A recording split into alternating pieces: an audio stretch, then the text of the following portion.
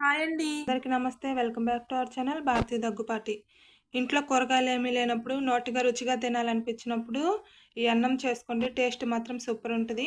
Night అన్నమైనా తీసుకోండి, morning వేడివేడి అన్నమైనా తీసుకోండి. 1 స్పూన్ కారం, కొంచెం సాల్ట్, రుచికి సరిపడా సాల్ట్, 1 స్పూన్ నూనె వేసి బాగా కలిపేసుకోవాలి.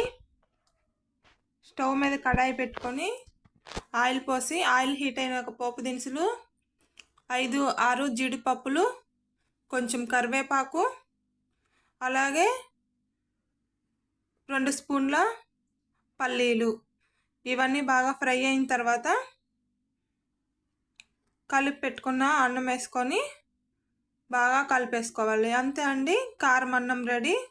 సింపుల్గా చిటికలో అయిపోతుంది. టేస్ట్ మాత్రం సూపర్ ఉంటుంది. ఎవరైనా తినకపోతే ఒక్కసారి ట్రై చేయండి. ఎలా వచ్చిందో కామెంట్ చేయండి.